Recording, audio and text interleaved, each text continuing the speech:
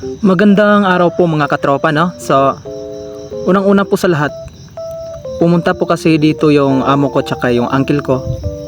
Tsaka nagdala sila ng buto ng kamatis, kaya napag-isipan ko po na magbungkal ako ng lupa para pag umano na po yung kamatis, maitanim ko na po dito sa binubungkal ko po na lupa.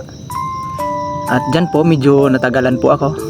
Maliit lang po yan kaso may talaga, may nakaimbak na hollow blocks dun sa ilalim, tsaka yung mga bato. Kaya ayun, kinamay ko na lang po. Kamay-kamay na lang po hanggang sa hindi naman po ako maarte na tao. Ayan pa, naglalarong pa nga pa ako ng ginawa ko pang bula.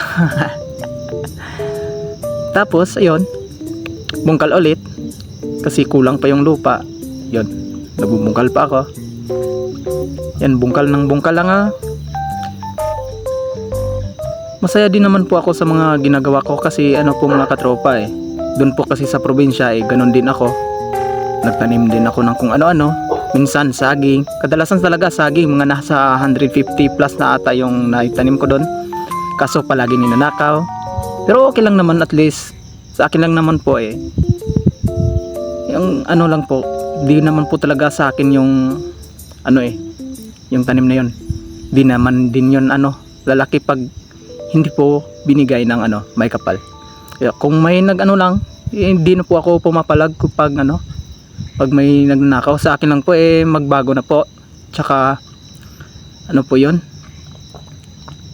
Tsaka sana po maanuhan na po sila ng pag-iisip na magtanim din. Kasi mas masarap kasi pag may sarili kang pananim kaysa magnakaw ka ng hindi sayo, 'di ba? May kasabihan nga po tayo na kung may kung meron kang itinanim, meron ka ding aanihin. Kasi yung iba nagnakaw, pero okay lang naman. At least nakatulong din ako sa kanila. Charot. Sobrang bait ko talaga O ayan mo po pala yung mga tanim ng uncle ko.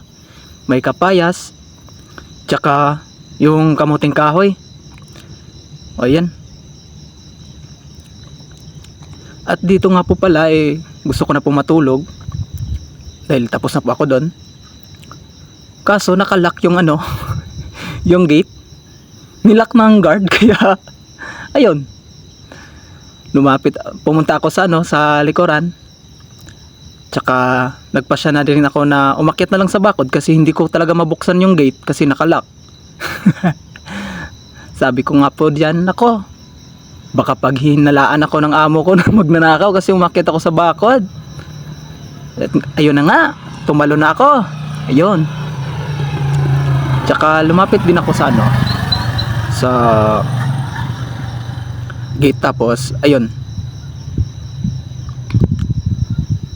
nilapitan ko yung aso ko. Charot, aso ng uncle ko nga pala. Hindi sa akin yan Yan po talaga yung palagi kong kalaro. Kasi mas maganda din naman yung aso na medyo maamuhin. Panay laro-laro lang yung alam niyan. Palaging nakabuntot sa akin yan pag pinakawalan ko yan. Tingnan mo, sobrang bait. At doon lang po, maraming salamat po sa lahat. Thank you for watching.